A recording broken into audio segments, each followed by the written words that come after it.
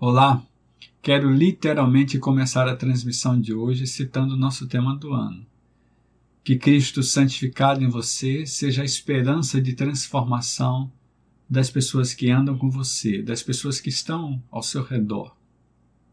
Por isso a minha oração é que o Senhor esteja sempre ministrando ao seu coração para que você caminhe testemunhando o poder e a esperança do Senhor na vida de cada um que anda com você.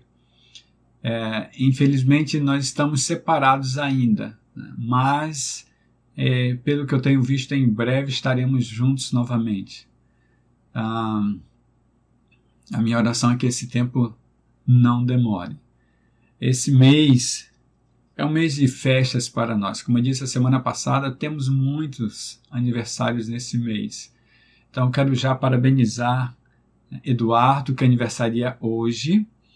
E aí, na segunda-feira, amanhã, Rubens está aniversariando. E no dia 13, no sábado, nós temos 3 aniversariantes: Débora, Poliana e Eliene. A minha oração é que para cada um de vocês, Deus multiplique seu amor, transforme seu coração a cada dia que passa, fazendo você imagem dele para a transformação das vidas que caminham com vocês. Parabéns, Eduardo, Rubens, Poliana, Débora e Eliene. Nós caminhamos falando sobre esperança. Continuamos caminhando. E o texto que eu trago hoje pela manhã, Mateus capítulo 18, no verso 20. Mateus 18, 20. Falo hoje sobre restaurando a comunhão, tanto agora pela manhã como à noite. E quando eu falo sobre restaurar a comunhão, eu falo no sentido de refletir. O meu intuito é que façamos uma reflexão em cima da palavra comunhão. Não necessariamente detalhando a palavra, mas baseado no que o texto nos diz, que é que nós refletimos sobre comunhão. Hoje nós estaríamos nos reunindo para participarmos da ceia, mas infelizmente não podemos, ficará para uma próxima oportunidade. Mas eu quero refletir com os irmãos sobre um tema tão importante para nós. Eu darei início agora pela manhã e continuaremos à noite. Então, Mateus capítulo 18, no verso 20, diz assim: Pois onde se reunirem 2 ou 3 em meu nome, ali eu estou no meio deles. Como eu trouxe na quarta-feira, quando eu falei sobre 2 dedinhos de prosa sobre o Evangelho, esse é um dos textos que mais me chama a atenção na Bíblia. E aí eu vou trazer uma pequena reflexão daquilo que esse texto significa para mim, ou daquilo que ele fala, da mensagem que ele passa para mim, né? Na realidade, ele me apresenta muitas possibilidades de reflexão, mas eu quero trazer alguns ensinamentos que eu tenho trazido mais para perto da minha vida, né? Então vamos iniciar logo. Primeiro, somos um a partir de 2. Né? Veja, por isso eu quero restaurar, refletir sobre essa comunhão. Veja o que Jesus Cristo diz: onde se reunirem 2 ou 3 em meu nome. Né? Então nós passamos a fazer parte, né? Ou não diria passamos a fazer parte, mas fazemos uma reunião em nome dele e ele estará quando a partir de 2 pessoas estivermos falando sobre ele. E é bem simples isso, né? Aqui para mim nós falamos sobre culto, né? Porque culto é literalmente o serviço, e esse serviço é racional, né? Então, quando eu reflito que de repente, a partir do momento que eu converso com a outra pessoa sobre a vida de Cristo, ali ele está comigo, eu reflito claramente entendendo que nós somos um a partir de 2. E Hamilton, que discurso é esse que somos um? Bom, aí eu trago o próprio discurso do Jesus Cristo, ou de Jesus Cristo, né? Em João capítulo 10, no verso 30, Jesus diz literalmente, eu e o Pai somos um. Quando Jesus diz eu e o Pai somos um, ele está querendo dizer que ele e o Pai são a mesma pessoa, ou seja, uma só pessoa. E esse tipo de discurso eu quero trazer para nós. Porque é assim que a Bíblia diz. Quer ver? 1 Coríntios capítulo 6, nos versos 16 e 17, primeira carta do apóstolo Paulo aos Coríntios, capítulo 6, nos versos 16 e 17, ele diz assim: vocês não sabem que aquele que se une a uma prostituta é um corpo com ela? E aí eu trago o 16 para que entendamos o contexto. Pois, como está escrito, os dois serão uma só carne. Então veja, o apóstolo Paulo está falando sobre prostituição. Mas o versículo seguinte é o que ele vai dizer claramente que diferença é essa. Veja, vocês estão seguindo a prostituição, vocês não sabem que quem se une com a prostituta se faz uma só carne com ela? E a reflexão seguinte é, mas aquele que se une ao Senhor é um só espírito com ele. Veja, a unidade sexual entre pessoas, né, é a unidade de carne. Nesse sentido, né, quando o apóstolo Paulo está falando de prostituição. Mas quando se une a Jesus Cristo, há uma união de espírito, tá? E aqui nesse sentido, o que Paulo está querendo dizer é que nós somos um com ele. Ou seja, uma só pessoa. Por que você está dizendo isso, Hamilton? Exatamente porque eu entendo que o Espírito Santo mora em nós. E se o Espírito Santo mora em nós, somos uma pessoa com o Espírito Santo. O intuito da palavra, quando eu falo literalmente da palavra, eu falo de Cristo como palavra, é que nós não sejamos mais nós, mas a pessoa do Espírito. Que nós pensemos como Espírito Santo, que nós ajamos como Espírito Santo, que nós andemos como Espírito Santo. Né? No verso 16, ele foi só um adendo para que nós entendamos o contexto, mas eu entendo claramente que quando eu me uni com Cristo, eu me fiz uma só pessoa com Ele. E Romanos capítulo 12, no verso 5, aí o apóstolo Paulo aprofunda mais isso. Romanos 12, 5, ele diz assim, assim também em Cristo nós, que somos muitos, formamos um corpo, e cada membro está ligado a todos os outros. Aí ele aqui já está falando do corpo de Cristo, como igreja. Ele diz que somos muitos, mas somos um. Então, Jesus diz que a partir de duas pessoas falando sobre ele estará ali, tá? Então, nesse sentido, a partir de duas pessoas, nós já podemos entender que o corpo de Cristo está reunido. É interessante isso, né? Mas veja, eu não estou falando de liturgia. Eu não estou falando que de repente teríamos que ter um templo feito de tijolo e cimento para nos reunirmos e ali Cristo habitará.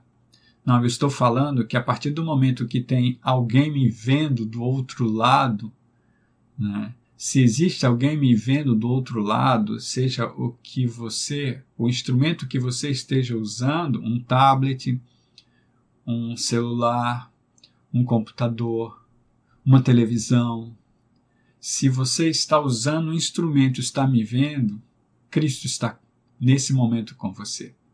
Cristo está nesse momento comigo. Porque é assim que Ele está. Ele diz para nós, se 2 ou 3, ou onde 2 ou 3 estiverem reunidos em meu nome, ali estarei. E se você está vendo esta mensagem, e está se interessando pela palavra de Deus, Ele está aí com você, da mesma forma que Ele está aqui comigo. Né? Se faz parte do corpo de Cristo, é a igreja reunida. Né? Esse mesmo texto, praticamente, o apóstolo Paulo fala aos Coríntios, capítulo 12, no verso 20, quando ele diz que assim há muitos membros, mas um só corpo. Então o texto bíblico é claro nesse sentido. Né? Quando nós nos reunimos a partir de duas pessoas, aí Jesus Cristo diz, onde estiverem 2 ou 3, mas a partir de duas pessoas já estamos reunidos em seu nome quando conversamos sobre ele. 1 Coríntios capítulo 10, no verso 17, 1 Coríntios 10, 17, o apóstolo Paulo fala especificamente sobre corpo, fazendo ligação literalmente ao corpo de Cristo, e aí nós poderíamos fazer até uma ligação, né, literalmente com a ceia, que nós deveríamos estar praticando juntos hoje. Ele diz assim, como há somente um pão, nós que somos muitos, somos um só corpo, pois todos participamos de um único pão. Né? Ele está comparando o pão com o corpo. Né? Então nós fazemos parte de um único pão. Né? O pão é o alimento em Jesus Cristo. O pão é exatamente o pão da vida. Né? O pão é aquele que está conosco quando nós estamos falando sobre ele. É quem está com você nesse momento. É quem está comigo nesse momento. E nós fazemos parte de um mesmo pão, de um mesmo corpo. Né? Somos um. Esse é um mistério da fé. Né? Somos muitos, mas somos um. E a partir de 2, somos um. Né? Eu quero já trazer um texto para servir de ponte, né, para nosso próximo ensinamento. Efésios capítulo 4, no verso 25. Efésios 4, 25, quando o apóstolo Paulo diz assim, portanto, cada um de vocês deve abandonar a mentira e falar a verdade ao seu próximo, pois todos somos membros de um mesmo corpo. Todos somos membros de um mesmo corpo. Né? Então ele fala para a igreja, ele está falando da igreja como o corpo de Cristo. Ele está falando do mesmo pão que ele fala aos Coríntios. E ele diz que todos nós somos membros de um mesmo corpo. Né? Esse corpo fala em nome de Cristo. Onde 2 ou 3 estiverem reunidos em meu nome, ali estarei. Exatamente assim. Quando nós estamos falando sobre Cristo, nós falamos em nome de Cristo. E esse é um ensinamento que é poderoso. Porque veja, se você fala de Cristo, você fala em nome dele. E aqui eu quero dizer, irmãos, que quando a gente fala de ceia, por exemplo, a igreja de Cristo, quando se reunia, independente de onde fosse a reunião, todos os momentos ela participava da ceia. Então, onde 2 ou 3 estiverem reunidos, pode haver ceia. Nesse sentido, é o corpo que se reúne, onde 2 ou 3 estiverem reunidos em meu nome, ali estarei. E se ele está, pode haver ceia. Se o assunto é ele, se o assunto é a salvação nele, se o assunto é viver em comunhão com ele, se o assunto é a morte dele para nos salvar, se o assunto é ressurreição em Cristo, pode haver ceia onde estiverem 2 ou 3 reunidos em nome dele. Esse é um costume, ou era um costume, eu vou usar passado porque eu estou falando da igreja do primeiro século. Era um costume que a igreja vivia, costumava viver. Né? Hoje à noite nós vamos falar um pouco mais desse contexto de ser na igreja do primeiro século, né? E eu já quero adiantar, irmãos, que o relato da primeira carta do apóstolo Paulo aos Coríntios, capítulo 11, é o texto mais antigo que nós temos descrevendo a ceia. Ele é até mais antigo que os próprios evangelhos. Então aquele texto é muito rico, tá? E nesse sentido, a igreja de Deus, sempre que se reunia para participar da ceia. Onde 2 ou 3 estiverem reunidos em meu nome, ali estarei, diz o Senhor. E aí estamos falando sobre o nome de Cristo e em seu nome.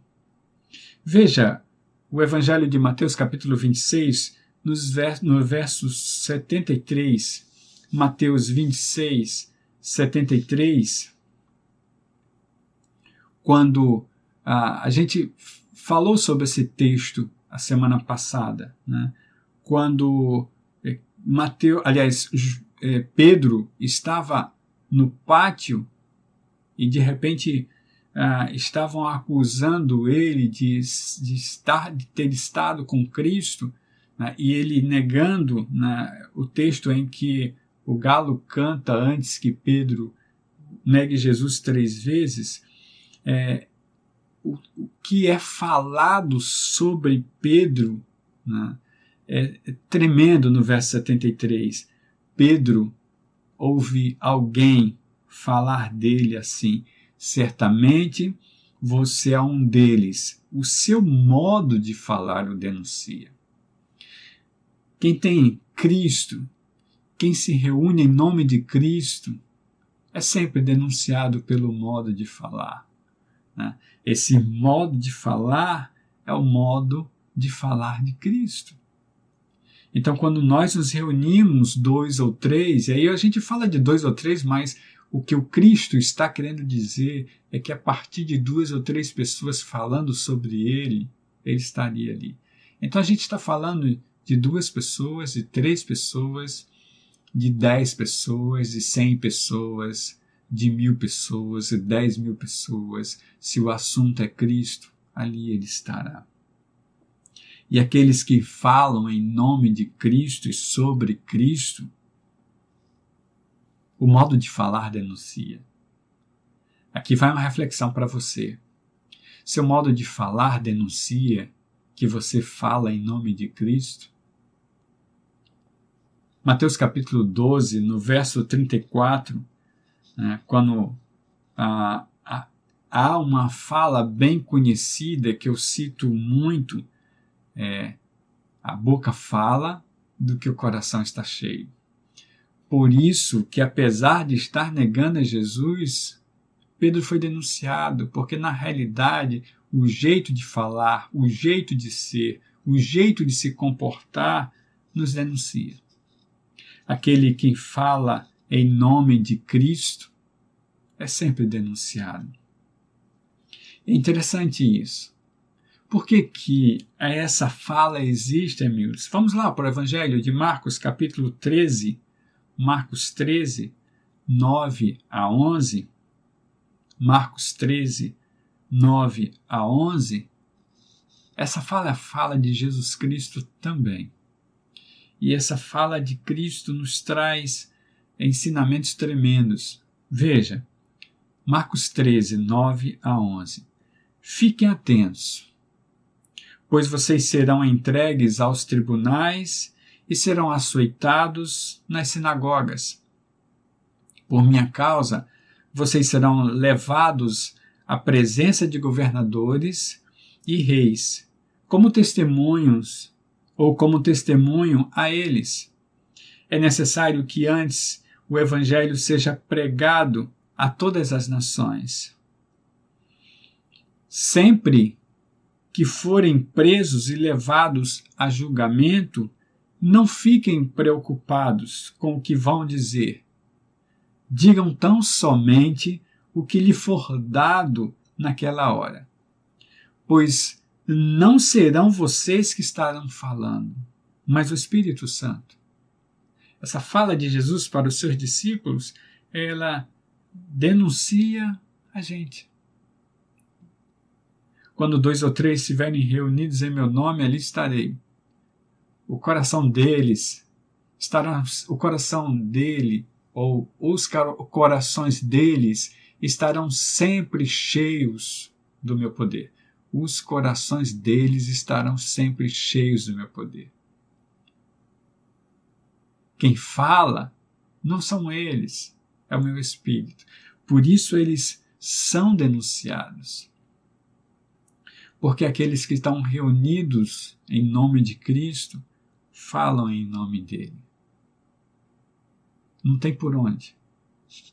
João capítulo 3, nos versos 30 a 34, essa é uma fala de João Batista. João 3, 30 a 34, João Batista diz assim, sobre Jesus Cristo: é necessário que ele cresça e que eu diminua. Aquele que vem do alto está acima de todos. Aquele que é da terra pertence à terra e fala como quem é da terra. Aquele que vem do céu está acima de todos. Ele testifica o que tem visto e ouvido. Mas ninguém aceita seu testemunho. Aquele que o aceita confirma que Deus é verdadeiro. Pois aquele que Deus enviou fala as palavras de Deus, porque ele dá o Espírito sem limitações. Irmãos, veja a fala do profeta. A fala do profeta diz que aquele que é do céu, aquele que é da terra. E quem é do céu, o vocabulário é do céu. Quem fala ou quem é da terra, fala como quem é da terra. Essa identificação aqui é tremenda. E no verso 34, ele diz por que o vocabulário de quem é do céu é do céu. Exatamente porque o Espírito Santo é dado sem limites para aquele que fala de Cristo.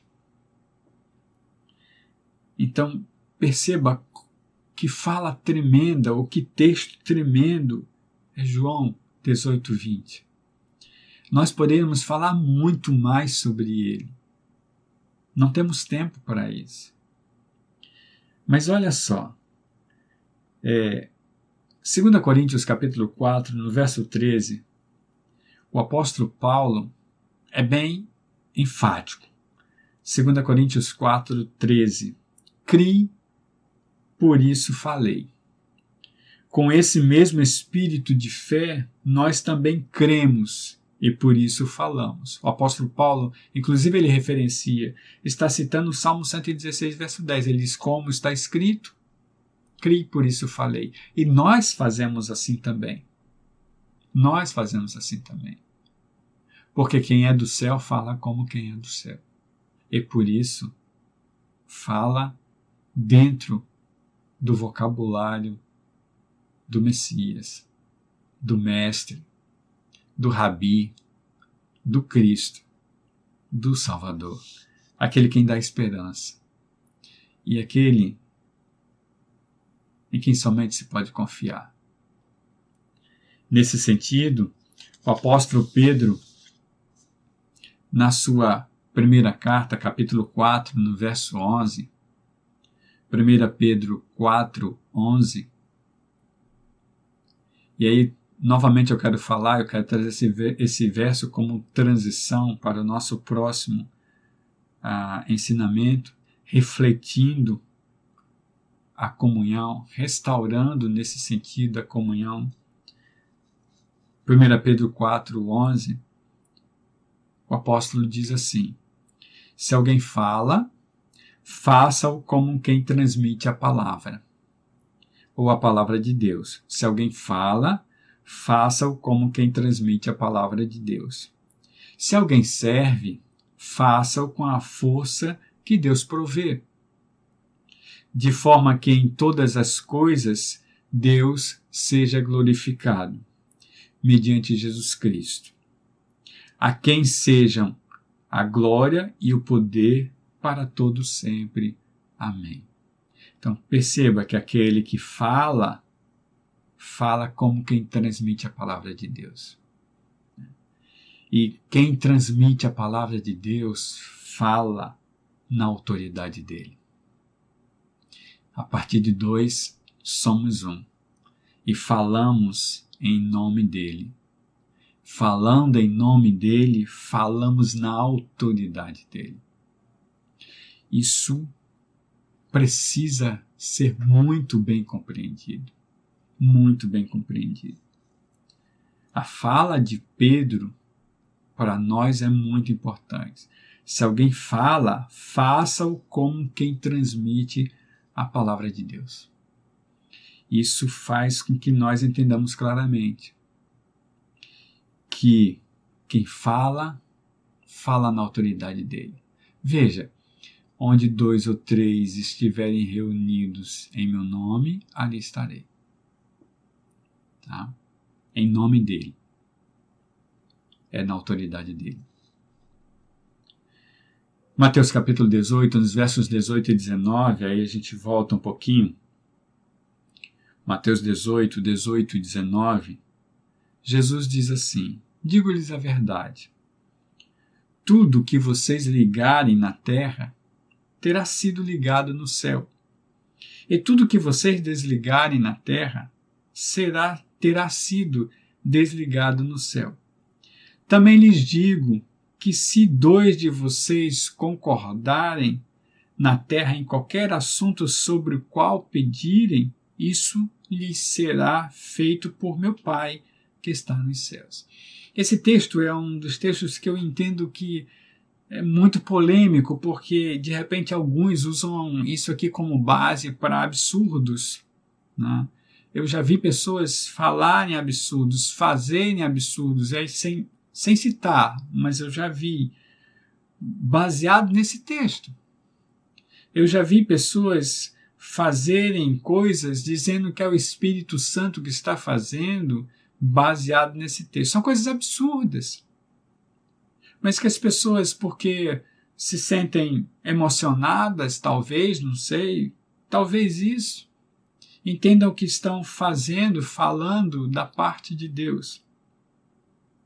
Veja, porque somos um, falamos em seu nome. Mas o que é ser um? A gente está vendo, né?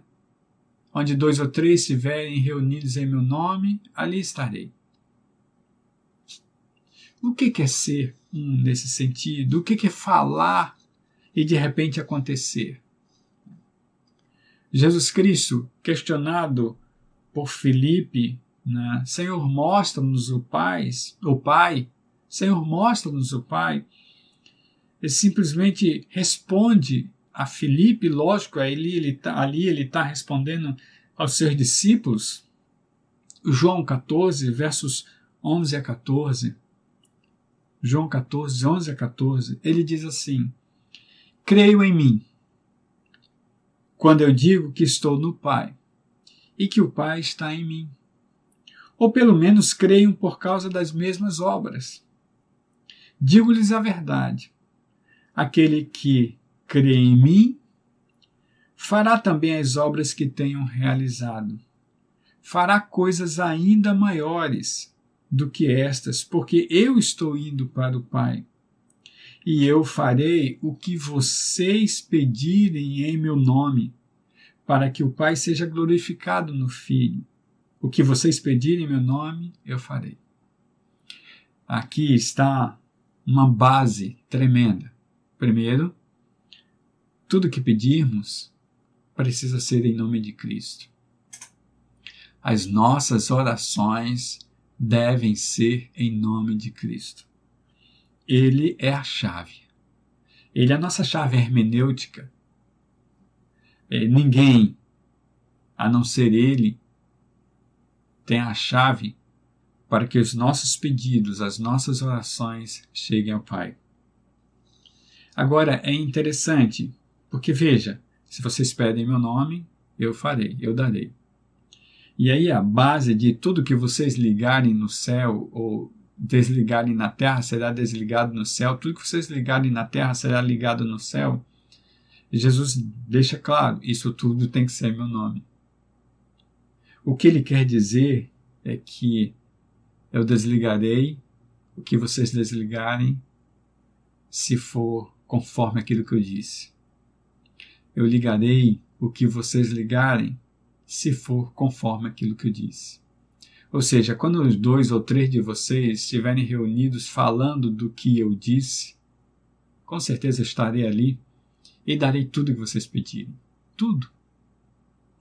Eu entendo que nessa fala Jesus Cristo está dizendo, vocês terão tudo que eu der para vocês. Ou seja, tudo que vocês pedirem em meu nome, se estiver em linha com a minha palavra, vocês terão. Mateus capítulo 7, nos versos 7 a 12, Mateus 7, 7 a 12, Jesus está falando sobre oração. E vejam, esse texto é um outro texto tremendo, polêmico, né? Ele diz assim, Mateus 7, versos 7 a 12, peçam e será dado. Veja, isso é uma ordem. Peçam e será dado. Busquem e encontrarão. Batam e a porta será aberta. Pois todo o que pede, recebe. O que busca, encontra. E aquele que bate, a porta será aberta. Qual de vocês, se seu filho pedir pão, lhe dará uma pedra? Ou se pedir peixe, lhe dará uma cobra? Se vocês, apesar de serem maus, veja o que Jesus Cristo fala sobre o homem. Se vocês, apesar de serem maus, sabem dar boas coisas aos seus filhos, quanto mais o Pai de vocês, que está nos céus, dará coisas boas aos que lhe pedirem. Assim, em tudo, façam aos outros o que vocês querem que eles façam a vocês, pois esta é a lei e os profetas. A gente chama o verso 12 de Lei Áurea. Agora, vamos pensar um pouquinho sobre o texto, porque nós não podemos aprofundar. Veja como Jesus Cristo é enfático. Peçam, será dado. Busquem e encontrarão. Batam, a porta será aberta. Todo o que pede, recebe. O que busca, encontra. Muito forte. Muito forte. Agora perceba que Jesus Cristo traz uma figura de linguagem. Ele diz, vocês são maus. Vocês são maus. Mas percebam, seu filho pede pão e você não dá pedra. Seu filho pede peixe e você não dá cobra. Ou seja, você sabe o que é melhor para o seu filho. Vocês entenderam? Quando nós nos reunimos para falar sobre Cristo, se nós não pedirmos aquilo que entendemos que Ele sabe que é o melhor para nós, Ele não dará. Ele não dará. E no texto, Jesus Cristo deixa claro isso. Porque o Pai está nos céus e Ele dará coisas boas aos que lhe pedirem. Ele não me dá nada que possa me fazer mal. Nada. Nada. Porque o mal sou eu. Ele é bom. E a vontade dele é boa, agradável e perfeita, diz o apóstolo Paulo em Romanos capítulo 12. Então, quando 2 ou 3 estiverem reunidos em nome dele, fala em seu nome e fala na autoridade dele. Precisamos entender isso. E quando falamos na autoridade dele, falamos exatamente porque ele manda que falemos. O seu Espírito fala conosco, para nós e por nós. É assim que funciona a palavra. João capítulo 15, no verso 16, já caminhando para o final, Jesus Cristo, falando para os seus discípulos, diz: vocês não me escolheram, mas eu os escolhi para irem darem fruto. João 15, 16. Esse fruto deve permanecer, a fim de que o Pai lhes conceda o que pedirem em meu nome. Então eu quero fazer uma ligação aqui entre o texto de Mateus capítulo 7, verso 12, a lei áurea, tudo que vocês quiserem que os outros façam para vocês, façam primeiro para essas pessoas, tá? Eu vou repetir o texto literalmente. Assim, em tudo, façam aos outros o que vocês querem que eles façam a vocês, tá? E aí Jesus Cristo diz: essa é a lei e os profetas. Ele está falando do amor, lógico, né? Porque quando ele fala do amor, ele fala exatamente isso. Desses 2 mandamentos depende toda a lei e os profetas. Então, se eu quero fazer algo, ou se eu quero ter algo bom de bom para mim, eu preciso dar algo de bom para as outras pessoas. Emilson, o que tem a ver isso com o que você falou anteriormente? Se eu quero algo de bom para mim, eu faço para os outros, e por isso Cristo me identifica como parte do corpo. Essa é a minha identificação. Porque o meu coração fala do que, aliás, a minha boca fala do que o meu coração está cheio. E onde estiver o meu tesouro, aí estará o meu coração. Então, o Senhor sonda e conhece literalmente o meu coração. Exatamente o que diz João capítulo 15, verso 16. Eu escolhi vocês, vocês não me escolheram. Eu escolhi vocês. E eu escolhi vocês para que vocês vão e deem fruto. E o fruto de vocês deve permanecer. Se o fruto de vocês permanecer, meu Pai vai conceder o que vocês pedirem. Entenderam? Porque o que vocês pedirem está ligado ao amor. É assim que a palavra de Deus funciona. Porque 1 João 4 diz assim: quem não conhece a Deus, aliás, quem não ama não conhece a Deus. Quem não ama não conhece a Deus. 1 João 4, verso 8. Eu queria, antes de terminar, citar João capítulo 15, no verso 7, você volta um pouquinho, né?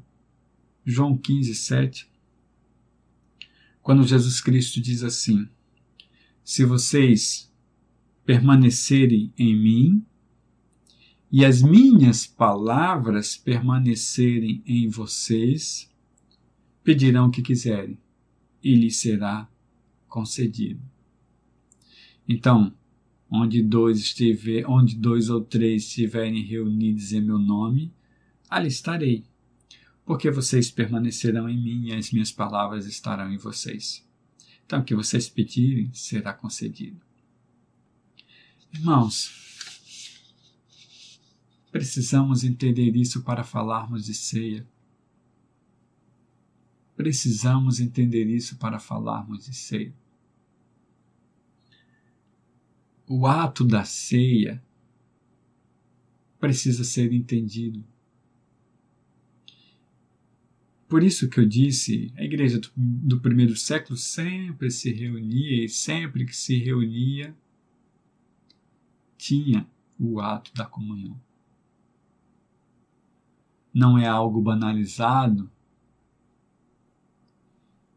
e também precisa ser falado sobre isso. Eu não sei se você está sentindo falta da prática da ceia entre as 4 paredes da instituição. Mas se nós não entendermos o que foi escrito nos textos lidos, nós não entendemos ceia. E aí nós ingerimos pão ingerimos o suco da uva, mas nós não participamos da ceia. E aqui é interessante, porque vejam, nós estamos sem participar da ceia desde abril. Na primeira semana de março nós tivemos. Então nós não tivemos na prática da ceia abril, maio e junho. Possivelmente em julho estejamos juntos. Mas, e comentamos, porque, que saudade, não vou participar da ceia este mês, o mês que vem, que saudade. Mas veja, participar do pão e do suco da uva sem entender os textos lidos é não participar. Dessa forma, eu posso passar anos comendo pão e tomando suco ou vinho e estar ausente da ceia. A ausência não é o fato de estarmos sem ingerir pão e vinho. A ausência, e aí eu continuo mais tarde, é o fato de não entendermos a mensagem do Evangelho. Precisamos entender que onde 2 ou 3 estiverem reunidos no nome do Senhor, ali Ele estará. Ou seja, nós somos um a partir de 2. Entender que nós falamos em nome dEle. Essa é a nossa função. Somos corpo. E como corpo nós falamos. Mas esse falar é viver. Se falamos, falamos no seu poder. Falamos no seu poder. A sua mensagem é a nossa mensagem. E por entendermos claramente o que Ele fala para nós e fazermos o que Ele diz que temos que fazer, o que pedimos, Ele concede. Desta forma, eu posso estar ausente da ceia, sem ingerir pão nem ingerir vinho, mas estar na comunhão plena em Cristo Jesus com os meus irmãos e irmãs. Porque se você está me vendo do outro lado, de alguma forma, você tem comunhão comigo. E Cristo está com você. Eu quero complementar exatamente no texto de João, capítulo 17, nos versos 20 a 23. João 17, 20 a 23. É o que a gente chama de oração sacerdotal, eu tenho lido muito. Essa fala é a fala, são palavras de Jesus Cristo. Ele diz assim: minha oração não é apenas por eles, ou seja, pelos discípulos naquele momento, e eu quero trazer esse texto exatamente para que entendamos que estamos inseridos nessa oração. Nesta oração. Minha oração não é apenas por eles.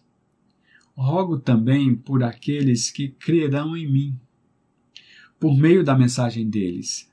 Olha aí. Onde 2 ou 3 estiverem reunidos em meu nome, ali estarei, e as pessoas crerão neles. Porque a minha mensagem, estará com eles. Eles praticarão ela. Eles praticarão a minha mensagem. E as pessoas verão e entenderão claramente o que fazer. Por quê? Ou para quê? Para que todos sejam um. Sejam um. Pai, como tu estás em mim e eu em ti. Que eles também estejam em nós, para que o mundo creia que tu me enviaste. Para que o mundo creia que tu me enviaste.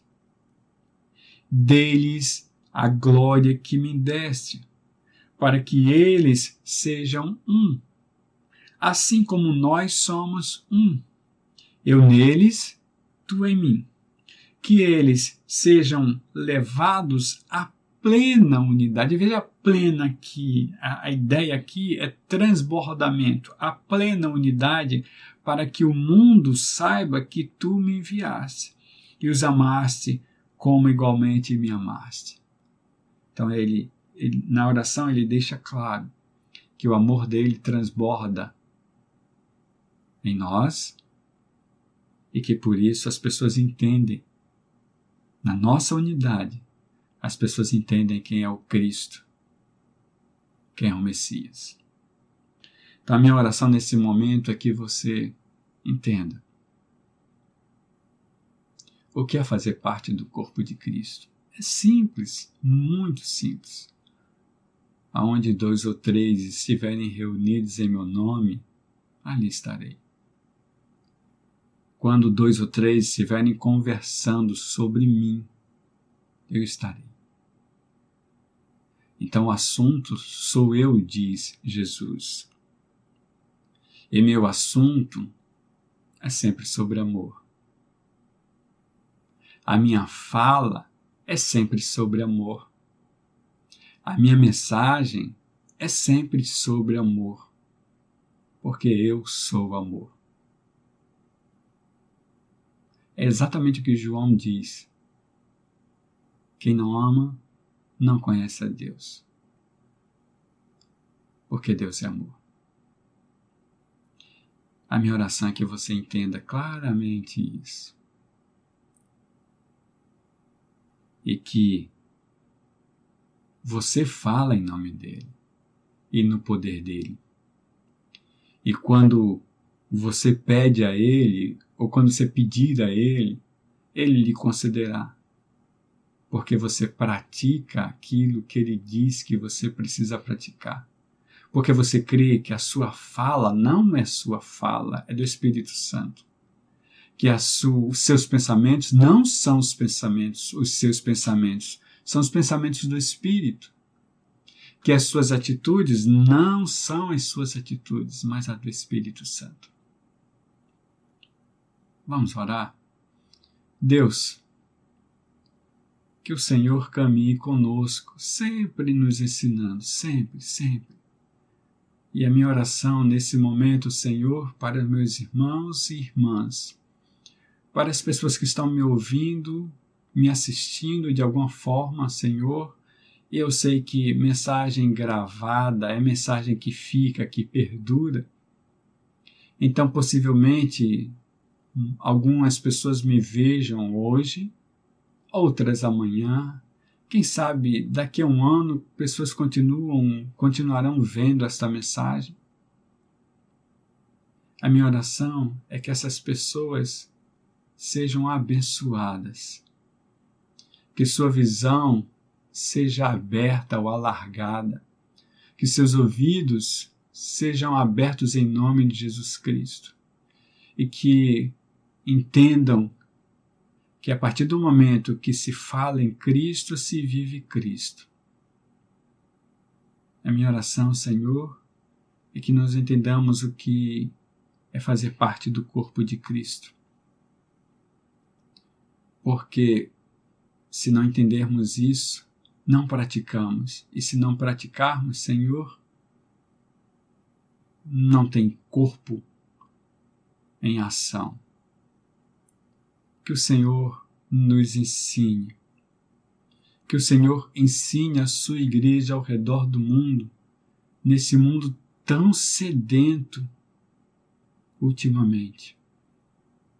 É pessoas que não conseguem sair de casa, pessoas que preferem dar vazão às notícias ruins, pessoas ansiosas, depressivas, pessoas perdidas, pessoas que caminham sem sentido, pessoas que procuram algo para se agarrar. A tua igreja precisa saber quem é, Senhor, para que não se sinta superior a essas pessoas, mas que se sinta no mesmo patamar. A fala de Jesus é clara para nós. Vocês são maus. Somos todos iguais. Todos iguais. Não tem diferença de patente para Jesus Cristo, para Deus. Deus não trabalha com meritocracia. Ele simplesmente olhou para nós e nos amou, assim como foi com Israel. Não foi por mérito, não foi porque somos bonitos, não foi porque queremos, porque temos capacidade de sermos obedientes. Ele nos transforma a partir do momento que nós nos entregamos. Mas Somos servos inúteis. Não passamos de servos inúteis e o Senhor nos restaurou por sua graça. Ele nos olhou e nos amou. Como nós lemos, não escolheram vocês a mim, mas eu a vocês. E a minha oração nesse momento é que a tua igreja entenda isso, Senhor, para que, de igual para igual, nós amemos ao próximo, nós entendamos a mensagem do Evangelho, e quando nós nos reunirmos novamente, nós nos reunamos claramente entendendo que onde 2 ou 3 estiverem reunidos em nome de Cristo, ali Ele estará. Falamos em nome dEle e com o poder dEle. E porque obedecemos a Ele, Ele nos atende nas orações. Que o Teu amor, a Tua graça e a unção do Teu Espírito nos ensine assim, Senhor. Assim eu oro no nome de Jesus. Amém. Essa é a minha oração para você. Que a mensagem do Evangelho seja completa em sua vida. Que seu coração transborde com o poder e com o amor do Senhor. E que a sua voz seja a voz do Cristo ressuscitado, Cristo vivo, cheio de poder, cheio de graça, cheio de tempero, para transformar vidas para a honra e glória do Senhor. Que o Senhor nos abençoe para isso. Que o Senhor te abençoe com poder, graça e glória.